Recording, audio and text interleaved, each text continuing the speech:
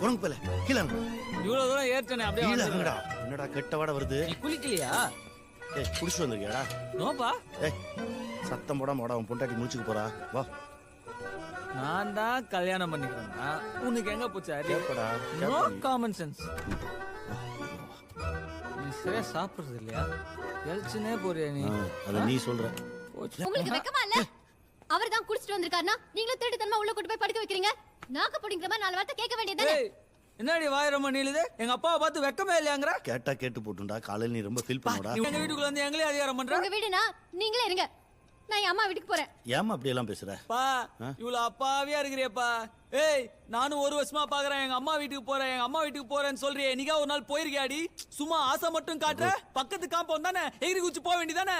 இப்படி எல்லாம் பேசாத. நோனா கால் நீ ரொம்ப ஃபீல் பண்ணுவ. ஆமாடா, காலைல ரொம்ப ஃபீல் பண்ணுவடா. பா வாழ்க்கை ஃபுல்லா ஃபீல் பண்ணிட்டு தானே பாருங்க.